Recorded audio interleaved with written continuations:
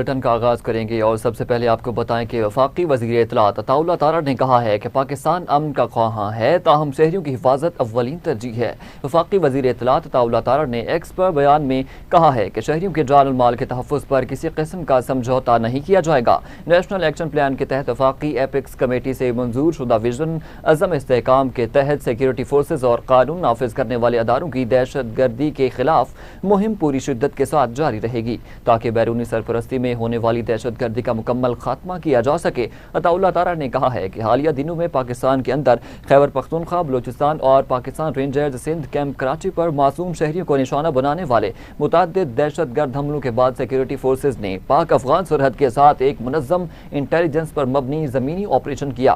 انہوں نے کہا کہ سرحدی علاقے میں دہشت گردوں کے ٹھکانوں اور محفوظ پناہ گاہوں پر انتہائی درست اور محدود نوعیت کی کارروائیاں کی گئیں۔ ان کارروائیوں میں جماعت الاحرار اور فتنہ الخارج سے تعلق رکھنے والے 29 خارج ہلاک کیے گئے۔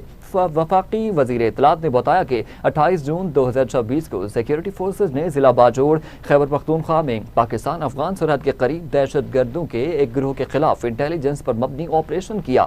ان کا کہنا ہے کہ انتہائی مہارت اور درستگی کے ساتھ کارروائی کرتے ہوئے اہم خارجی کمانڈر خان فروش عرف زوال سمیت بھارتی پراکسی جماعت الاحرار سے تعلق رکھنے والے 3 دہشت گرد ہلاک کر دیے گئے جبکہ متعدد دیگر زخمی ہوئے۔ انہوں نے کہا کہ آپریشن غضب للحق کے تسلسل میں مصدقہ انٹیلیجنس کی بنیاد پر 28 اور 29 جون کی درمیانی شب پاکستان افغانستان سرحدی علاقے میں جماعت الاحرار اور فتنہ الخارج کے دہشت گرد کیمپوں اور ٹھکانوں کو بھی انتہائی درست نشانہ بنایا گیا۔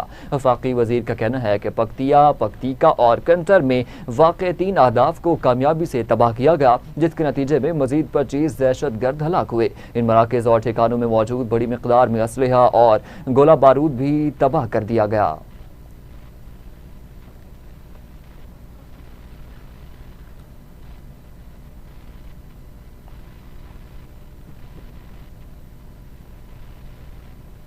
آگے بڑھتے ہوئے آپ کو بتائیں کہ پاکستان کی افغان سرحد پر انٹیلیجنس بیسڈ کارروائیوں میں 29 خارجی جہنم واصل کر دیے گئے۔ پاک فوج کے شعبہ تعلقات عامہ کے مطابق آپریشن غضب للحق کے تحت کامیاب کارروائیاں کی گئیں۔ باجوڑ میں انٹیلیجنس بیسڈ آپریشن میں 4 دہشت گردوں کو ہلاک کر دیا گیا۔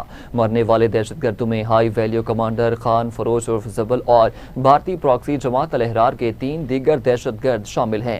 ISPR کا کہنا ہے کہ جماعت الاحرار اور فتنہ الخارج کے دہشت گردوں کے خلاف پکتیا، پکتیکا اور کنٹر میں کامیاب کارروائیاں کی گئیں جن میں 3 دہشت گرد مراکز تباہ ہو گئے جبکہ 25 خارج ہلاک اور متعدد زخمی ہو گئے۔ کارروائیوں میں دہشت گردوں کے اسلحہ اور بارود کے ذخائر کو تباہ کر دیا گیا۔ پاک فوج کے شعبہ تعلقات عامہ کے مطابق خیبر پختونخوا، بلوچستان اور کراچی کے حملوں کا بھرپور جواب دیا جا رہا ہے۔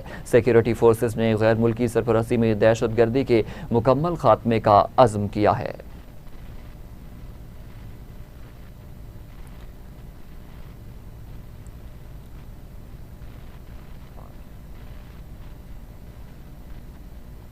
دوسری جانب پنجاب گورنر سردار سلیم حیدر خان نے کہا ہے کہ ملک کو نقصان پہنچانے والے اور سازشیں کرنے والے پاکستان کے دشمن ہیں۔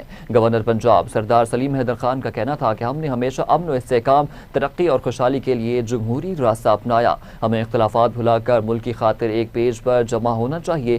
گورنر پنجاب سلیم حیدر خان کا کہنا تھا کہ پیپلز پارٹی میاں والی کے لوگوں سے پیار کرتی ہے۔ پیپلز پارٹی اقتدار میں آ کر میاں والی کی محرومیاں دور کرے گی اور ترقیاتی منصوبوں کا جال بچھا دے گی۔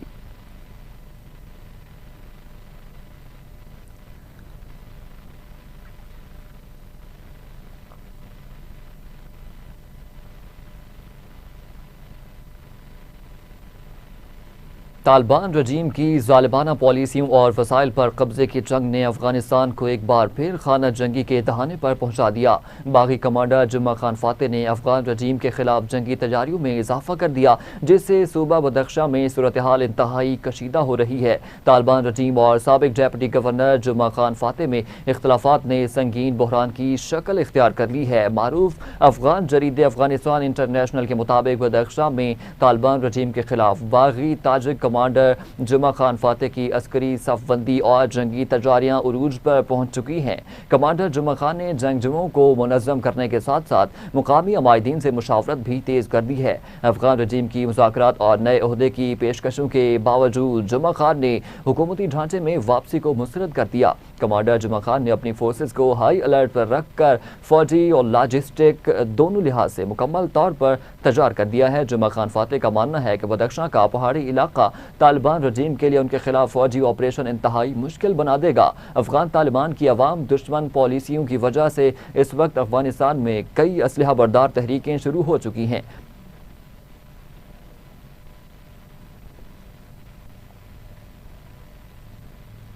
جہاں پر وقت ہوا ایک شارٹ بریک کا، ہمارے ساتھ رہیے۔ Welcome back. بلیٹن کے سلسلے کو آگے بڑھاتے ہوئے آپ کو بتائیں کہ ایرانی صدر مسعود پزشکیان نے خبردار کیا ہے کہ بعض اندرونی اور بیرونی عناصر ایران کے اتحاد کو نقصان پہنچانے کی کوشش کر رہے ہیں۔ انہوں نے یہ بات ایران کے مذہبی مرکز قم کے دورے کے دوران اعلیٰ مذہبی شخصیات بشمول آیت اللہ ناصر مکارم شیرازی سے ملاقات میں کہی۔ یہ ملاقات ایسے وقت میں ہوئی جب امریکہ کے ساتھ جاری مذاکرات کے تناظر میں حکومت کے لیے حمایت کو مضبوط بنانے کی کوششیں جاری ہیں۔ آیت اللہ مکارم شیرازی کو جنگ کے بعد کی صورتحال اور سفارتی کوششوں پر بریفنگ دیتے ہوئے مسعود پزشکیان نے ملک کے اندر اتحاد کی ضرورت پر زور دیا اور کہا کہ ملک کے اندر اور باہر بعض حلقے قومی ہم آہنگی کو نقصان پہنچانے اور معاہدے کے عمل کو متاثر کرنے کی کوشش کر رہے ہیں۔ امید ہے کہ مذاکرات میں پیش رفت سے ملک کے معاشی اور سماجی مسائل کے ایک بڑے حصے کو حل کرنے میں مدد مل سکتی ہے۔ آیت اللہ مکارم شیرازی نے جنگ اور اس کے بعد کے معاملات سے نمٹنے میں حکومت کی کارکردگی کو بھی سراہا۔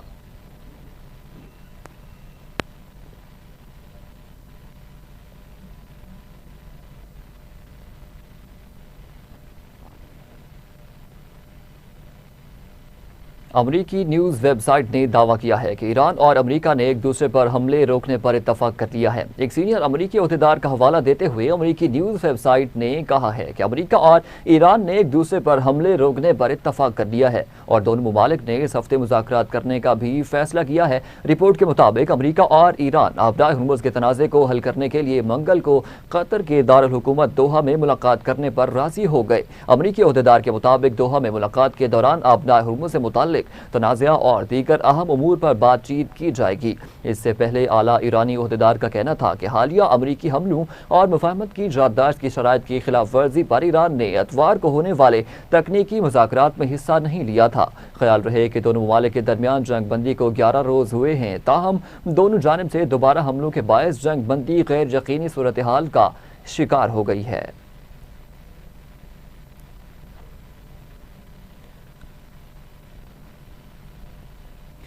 ایرانی عہدیدار نے کہا ہے کہ ایران نے حالیہ حملوں کے بعد امریکہ کے ساتھ اتوار کو ہونے والے تکنیکی مذاکرات میں شرکت نہیں کی۔ ایرانی عہدیدار کے مطابق ایران نے حالیہ حملوں اور مفاہمتی یادداشت کے تحت طے شدہ شرائط پوری نہ ہونے کے باعث امریکہ کے ساتھ ہونے والے تکنیکی مذاکرات میں شرکت منسوخ کر دی۔ ایران کے سپریم لیڈر کے دفتر برائے تحفظ اور اشاعت آثار سے وابستہ مہدی فضائلی نے ایرانی سرکاری ٹی وی سے گفتگو کرتے ہوئے کہا کہ تہران نے امریکی افواج کے حالیہ حملوں اور مفاہمتی یادداشت کے تحت کیے گئے وعدوں پر عمل درآمد نہ ہونے کی وجہ سے مذاکرات میں حصہ نہ لینے کا فیصلہ کیا ہے۔ ان کا مزید کہنا تھا کہ مذاکرات کے لیے مطلوبہ شرائط پوری نہیں ہوئیں، اسی لیے ایران نے اتوار کو طے شدہ تکنیکی بات چیت سے دستبرداری اختیار کی ہے۔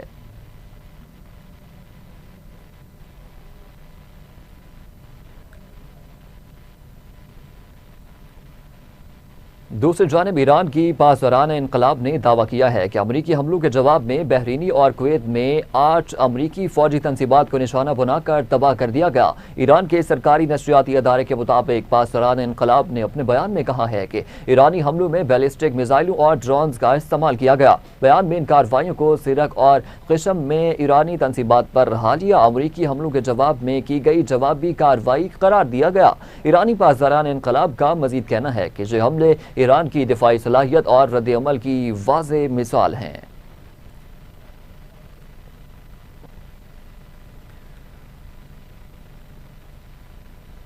ایران کے چیف جسٹس غلام حسین محسنی اجائی نے کہا ہے کہ ایرانی عدالتوں نے ایرانی عوام کے خلاف جرائم کے الزامات پر متعدد امریکی حکام کے خلاف فیصلے جاری کر دیے ہیں۔ ایران کے چیف جسٹس غلام حسین محسنی اجائی نے کہا ہے کہ جیسے ہی ان حکام کے اثاثوں تک رسائی ممکن ہوئی، ان فیصلوں پر عمل درآمد کیا جائے گا۔ انہوں نے کہا ہے کہ ایران اب تک ان حکام کے اثاثوں تک رسائی حاصل نہیں کر سکا، تاہم جیسے ہی جب ممکن ہوا عدلیہ عدالتی احکامات پر عمل درآمد کرے گی۔ انہوں نے حال ہی میں ایک امریکی جہاز کی ضبطگی کا حوالہ دیتے ہوئے کہا کہ اس کے اثاثے ان ایرانیوں کے حق میں ہیں ضبط کیے گئے ہیں جو امریکی جرائم سے متاثر ہوئے اور یہ محض ایک مثال ہے۔ ایرانی چیف جسٹس کا مزید کہنا ہے کہ اگر مستقبل میں ایران کو مجرم امریکیوں کے اثاثے تک رسائی حاصل ہو گئی تو انہیں عدالتی احکامات کے مطابق ضبط کر لیا جائے گا۔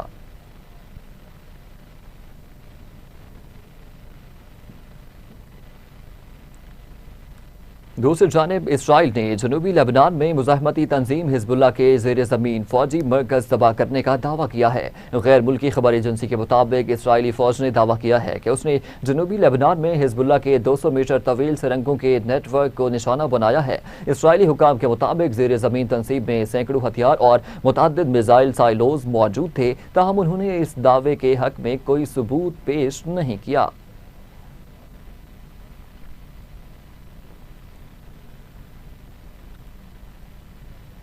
خبر ہے کہ لبنان کی پارلیمنٹ کے اسپیکر نبی بری نے کہا ہے کہ حالیہ دنوں میں اسرائیل اور لبنان کے درمیان طے پانے والا فریم ورک معاہدہ متضاد اور ناقابل عمل ہے۔ لبنان کی پارلیمنٹ کے اسپیکر نبی بری نے کہا ہے کہ معاہدہ اپنی موجودہ شکل میں نامنظور ہوگا اور نہ ہی نافذ کیا جا سکے گا۔ انہوں نے کہا ہے کہ یہ ایسا معاہدہ ہے جو ڈکٹیشن پر مبنی ہے، یہ ایسا معاہدہ جو لبنان کے حقوق کا تحفظ کرے۔ نبی بری نے کہا ہے کہ یہ معاہدہ لبنانی عوام کے درمیان اختلاف اور تقسیم پیدا کرنے کے لیے تیار کیا گیا ہے، جسے وہ مکمل طور پر مسترد کرتے ہیں۔ انہوں نے مزید کہا کہ لبنان کے بنیادی حقوق اور قومی مفاد پر کسی قسم کا سمجھوتا قبول نہیں کیا جائے گا۔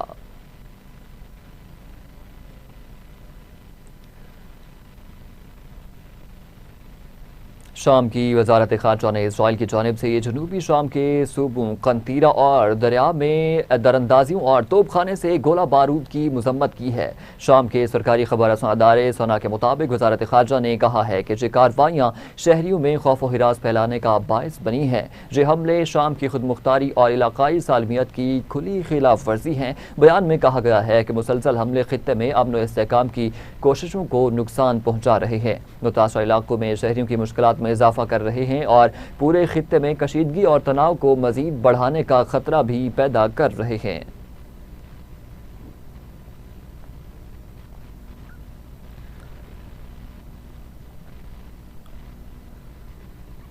سلووینیا کی صدر نتاشا پیرک موسار نے کہا ہے کہ ایران کے خلاف امریکہ اور اسرائیل کی جنگ غلطی تھی۔ امریکی صدر ڈونلڈ ٹرمپ بھی اس حقیقت کا ادراک کر چکے۔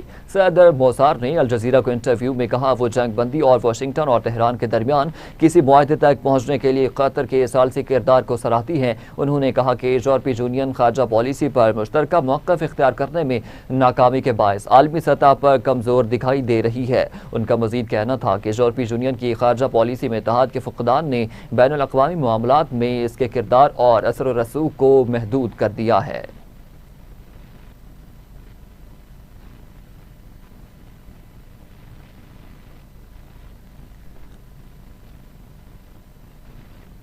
وینزویلا میں ہلاکت خیز زلزلے کے 4 روز بعد 2 بچوں سمیت 4 لوگوں کو ملبے سے زندہ نکال لیا گیا۔ اب تک زندہ ملنے والے افراد کی تعداد 33 ہو گئی۔ سینکڑوں بین الاقوامی کارکنوں اور مقامی فوجی دستوں کی امدادی سرگرمیاں جاری ہیں۔